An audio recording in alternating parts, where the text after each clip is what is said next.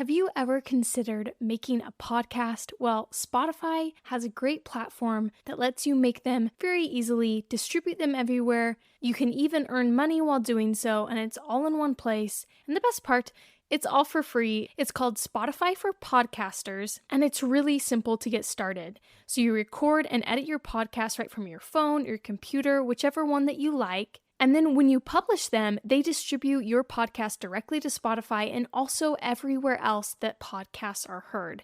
You can do video podcasts, you can interact with your audience with Q&As and polls. And once they're up and running, like I mentioned before, you can even earn money through your podcast in a variety of ways through things like ads and podcast subscriptions. And of course, it's totally free to use. There is no catch. When I started Plant School, I used Spotify for Podcasters, and I continue to use it because I love it. It's super easy to use, and it gives me everything that I need as a podcaster. So if you have ever wanted to start your own podcast, I highly recommend that you try out Spotify for Podcasters. You can download the app or go to www.spotify.com/podcasters to get started.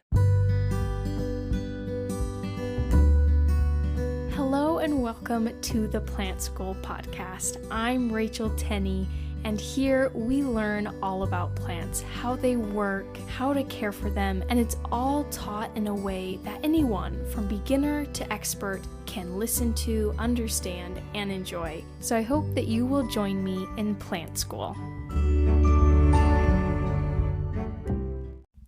Hello and welcome to another episode of Plant School Podcast. I mentioned this 2 weeks ago in my last episode that the month of December we are covering all things kind of Christmassy. So this week we are doing the Norfolk Island Pine. And if you aren't familiar with what this plant is, you've probably seen it at the grocery store. It looks like a little baby Christmas tree. They're so cute. And I did an episode on this plant, but it was a long time ago. I think it was literally 2 years ago. And so when I did it, it was before I really had a system for how to do these care guide episodes. It was a very early episode on this podcast. So here I am. I want to redo it. I want to give more details about it. And I really want to do this plant justice. So I did a ton more research, found so many more interesting things that I didn't really get the chance to do in that first episode. Mostly because, like I said, I didn't have a system for it. So I'm very excited to dive right in. And as you guys know, the first question I ask on these care guide episodes is, what is this plant? So what is a Norfolk Island pine? It's a very popular Christmas plant. And this is due to its resemblance to, like I said, a little baby Christmas tree. They can be pretty small and affordable, and they can be much larger and kind of give off a real Christmas tree vibe. Their scientific name is Araucaria heterophylla, and it's from the Araucariaceae family. And the Greek word heterophylla means different leaves.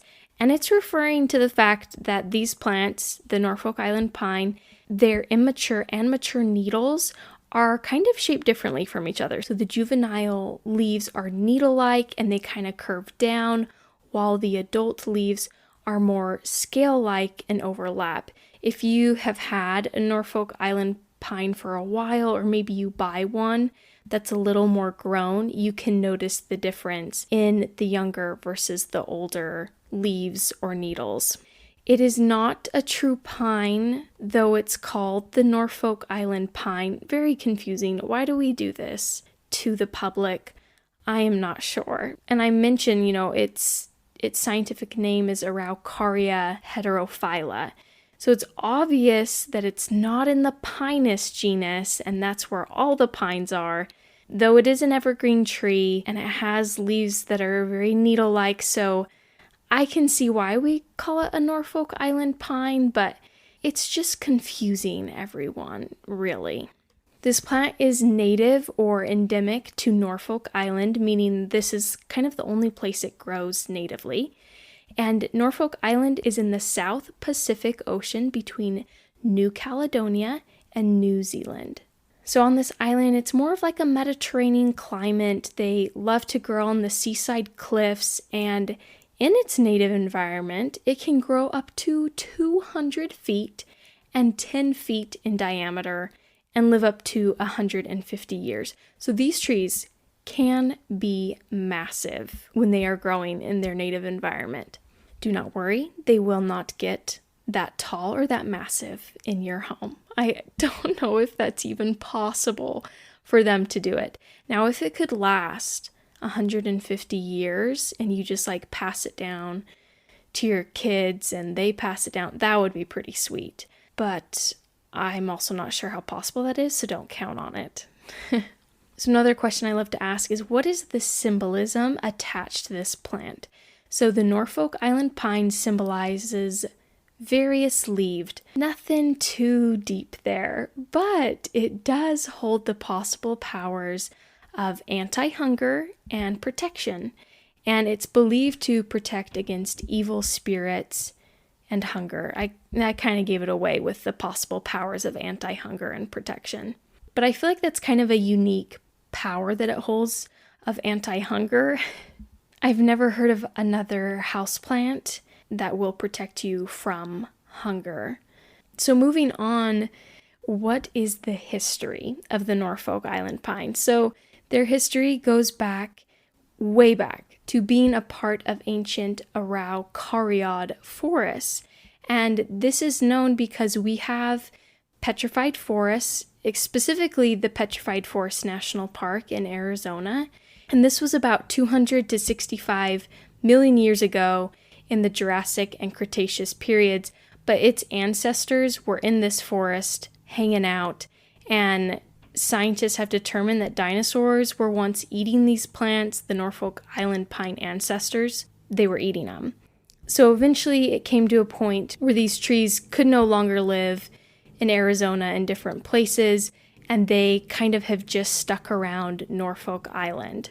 And that is still today where they are natively found. And this island was uninhabited until it was found by a European explorer, James Cook, in 1774.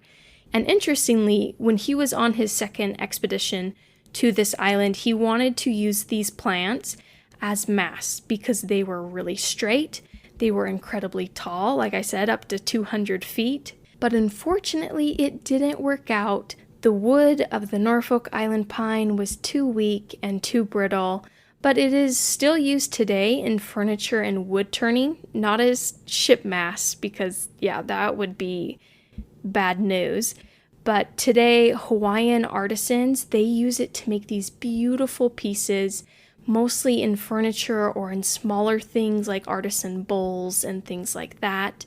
But going back to James Cook, who was the first European to discover this plant, he introduced it to cultivation, and there's actually quite a few that are grown in U.S. nurseries in like California and Florida, as well as Oahu, which is, you guys know this, it's a Hawaiian island, and they get a lot of their seed stock from there. These U.S. nurseries will go to Oahu and get seeds from there because it's a lot cheaper to go there than to go around the world to Norfolk Island and get them from those trees there.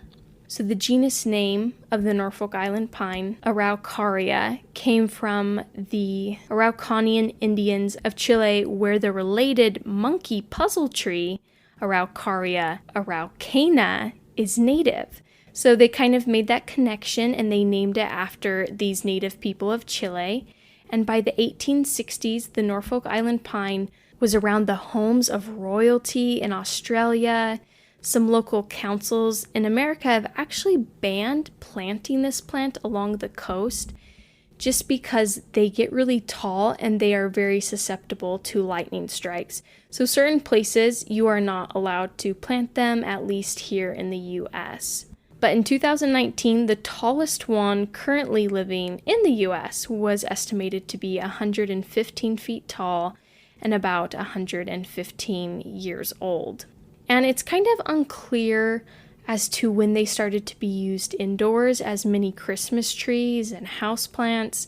I'm sure it was just seen as like a good marketing opportunity to push out these plants as tiny Christmas trees. They do well indoors because they are from Mediterranean climates. So someone decided this at some point, but it's not really documented. But they can be found year-round, not as much as when it's not the holiday season, December, November, because they really show up just like prolifically when it is time for the holidays. Prices can range from like $10 to $20 for the smaller ones, $40 to $60 for a larger one. It kind of just depends how big the plant is.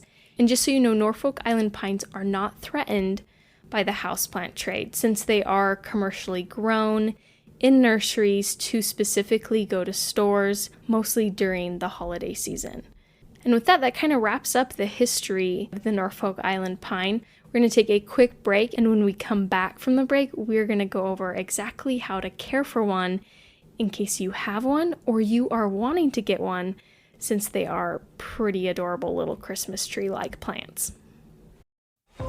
Listen to the 48 Hours podcast for shocking murder cases and compelling real-life dramas from one of television's most watched true crime shows. Go behind the scenes of each episode with award-winning CBS News correspondents and producers in Postmortem, a weekly deep dive. Listen to 48 Hours wherever you get your podcasts.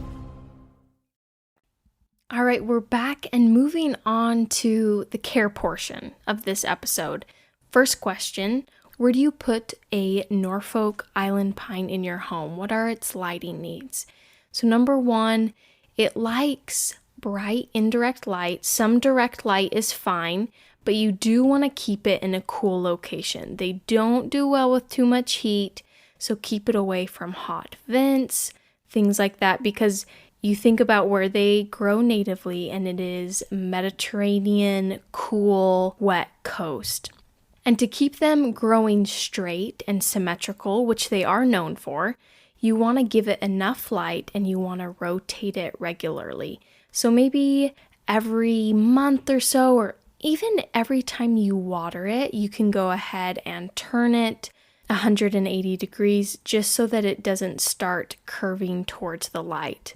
Also keep in mind that if it doesn't have enough light, it can also cause them to kind of become leggy and a little bit straggly looking.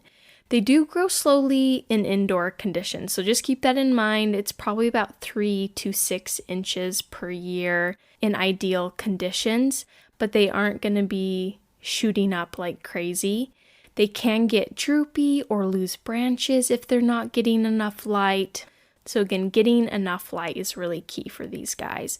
And if you do happen to live in a planting zone between 9 and 11, this meaning that your temperature where you live does not go below 60 degrees Fahrenheit or 15 degrees Celsius, you can actually plant them outdoors. So for the US, that would kind of apply to Southern California or Southern Florida. There's not very many other places outside of those, at least in the US. But if you are in a more tropical location, the Norfolk Island pine can be planted outside. Moving on to watering needs, you want to water these plants when the top few inches have dried out. So underwatering can cause branches to drop or turn brown, and on the flip side, overwatering can cause branches to also turn brown or turn yellow or be limp. And the yellowing and the limpness of the branches is usually because of root rot, which is caused by overwatering and water just sitting in the soil, having no place to go and drain out. So drainage is key for these guys. Make sure that the water has a place to go and they aren't just sitting in water because it can harm the plant. They do appreciate a humid environment. They are coastal Mediterranean plants. So if you can, definitely place it on a pebble tray or place it by a humidifier to kind of boost that humidity around it. And if you don't want to do either of those things, you can also boost humidity by keeping a lot of plants around it. Having a large number of plants kind of shoved together will increase the humidity in that area because all those plants are transpiring or letting out water through their leaves, their stomatas on their leaves, and it kind of just creates this little humid microclimate. but a pebble tray or humidifier is definitely recommended. And as a last resort, just place lots of plants around it if you can. And this is mostly because just not enough humidity can cause your branches to turn brown, and we don't really want that. So next, how do we fertilize a Norfolk Island pine? You want to fertilize them 1 to 2 times a year and use a 20-20-20 fertilizer. That's the nitrogen, phosphorus, and potassium active ingredient percentages in your fertilizer. So 20% of the active ingredients is nitrogen, 20% phosphorus, 20% potassium. Basically, it's a well-rounded fertilizer. And like I said, you use it when you notice the plant is pushing out new growth. You don't want to over-fertilize a Norfolk Island pine because they tend to get leggy when you fertilize them too much because they start growing a little bit too fast. So really fertilize sparingly to keep it compact. And like I said, 1 to 2 times a year should be plenty for it. And when it comes to soil and repotting, it's best to repot these plants when roots are starting to come out the bottom. And honestly, these guys aren't very needy when it comes to repotting. It's maybe every 3 to 4 years.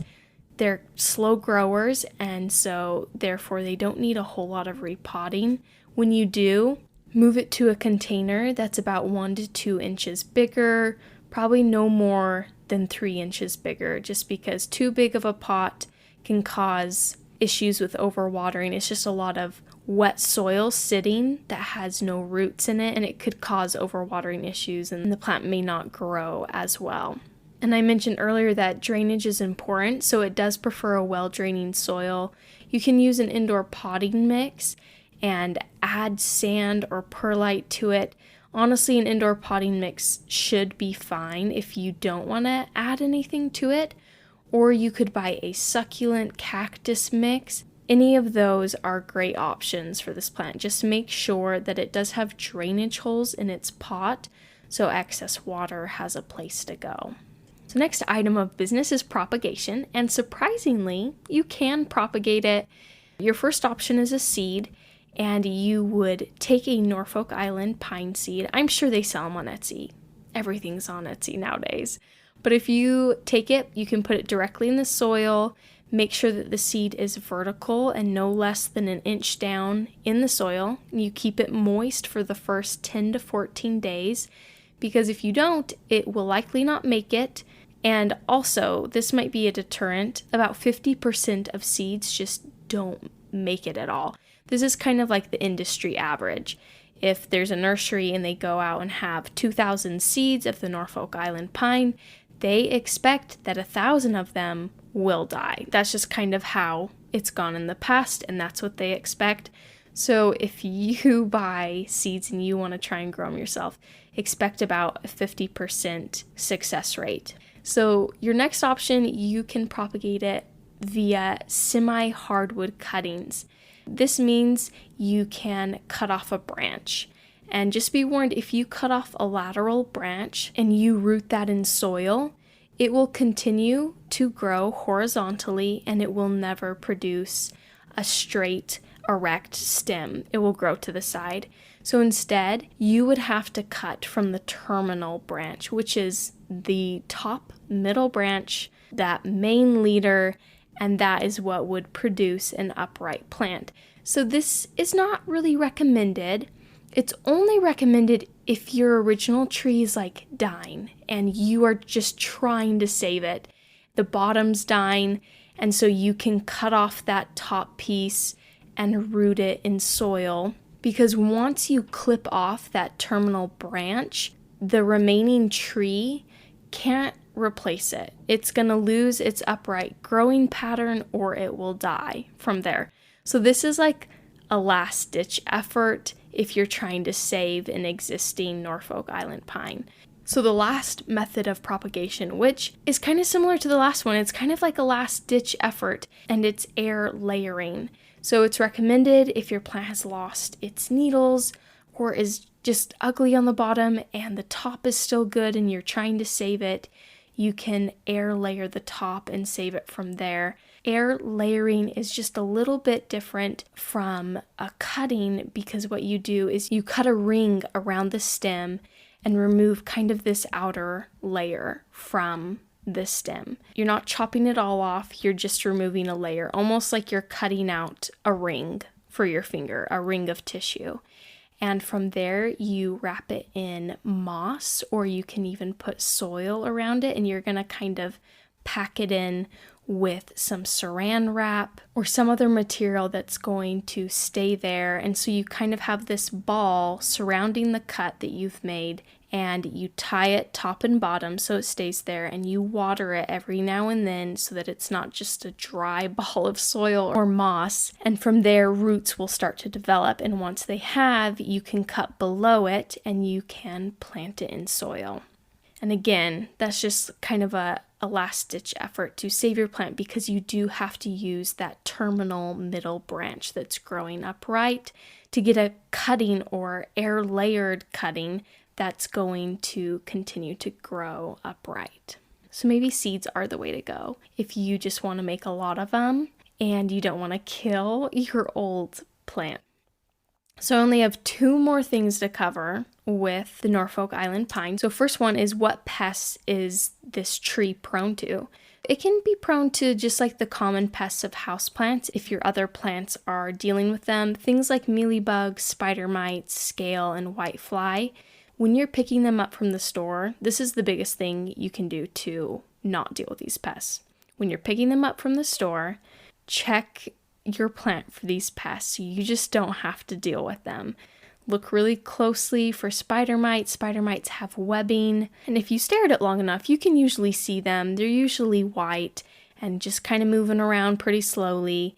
Mealybug is cottony white masses. Scale are kind of these brown bumps that can be on the plant, and then whitefly, usually in the soil. If you like blow on the soil and things start flying around, that's a sign of whitefly. If I had to deal with any of these, I'd probably choose whitefly. I feel like that's the easiest one to get rid of. The other ones, you're going to want to use some sort of insecticide, neem oil, soapy spray, anything like that to get rid of them. But the first and foremost method is just prevention and looking for these pests before you buy the plant. Another pest they're prone to, and this isn't like a pest like a bug, but it's needle necrosis, which is caused by anthracnose. Anthracnose is a fungi which really thrives in excessive humidity. So if you are trying to help your Norfolk Island pine and give it a pebble tray or give it a humidifier, be aware that there is such a thing as excessive humidity, and you will notice this in needle necrosis, or the needles are starting to die off. To fix this, there's not much that can be done. You just have to simply prune off the affected areas. If it is affecting that top terminal branch, please don't prune off that top one, because like I said, it can stop your plant from growing or even kill it, so you don't want to be pruning that one. And then my last thing is just extra care tips. And number 1 is just something to be aware of. These plants, they can often be sprayed with green paint or glitter, because I don't know, it's the holidays and they want to make them look more Christmassy, but in the end, it can really mess with their ability to photosynthesize and harm them. So if you see them, just don't buy them, don't deal with them. It takes a lot to get that stuff off. And by not buying them, you are telling production and the nurseries that this is not a desirable product, and hopefully they will stop. I've also seen them do this excessively with succulents, and it's just the silliest thing I've ever seen. So next tip is that you can decorate these plants for Christmas just fine. Just make sure you're using lightweight ornaments and lightweight lights if you can. And also another thing to be aware of is to use LED lights, because they do not give off heat. And if you have old school lights that are really getting warm, that could negatively affect your Norfolk Island pine, because they do not like excessive heat. Next tip is that pruning is not recommended for this plant unless necessary. I mentioned that one of those necessary things was pruning off dead branches because of needle necrosis, because of anthracnose, but it is definitely not recommended to prune the top, and it doesn't result in a huge output of new growth like it does for other plants. So if you're trying to bolster your Norfolk Island pine, pruning is not the way to go. So it's kind of just something that you do very sparingly, only when necessary, when there are areas that are dead. And last little tip or piece of knowledge is that this plant is not toxic to pets or humans. You are fine having it in your home if that's a concern. If your pet likes to chew on things, it's not a huge concern. Or if you like to chew on things, then you don't have to worry about this hurting you either. And with that, we have covered how to keep a Norfolk Island pine alive and happy. And we've also covered its history, my favorite part. And again, thank you so much for being here and listening to Plant School. I hope to have you back here in 2 weeks for a new episode. Thank you so much for being here and for listening to the Plant School podcast. I hope that you will join me for our next episode. And if you would like to support this podcast and keep it going, there's a link down in the show notes of this episode where you can donate to this podcast. And I really appreciate all that help. Or you can go to my merch store, which is also linked in the notes of this episode. And you can find some really cool plant-related shirts and stickers. And if you want to support the podcast but spend no money, feel free to share it with a friend, leave a review. All these things greatly help me out and allow me to keep doing this. Again, thank you so much for listening and for being here at the Plant School podcast.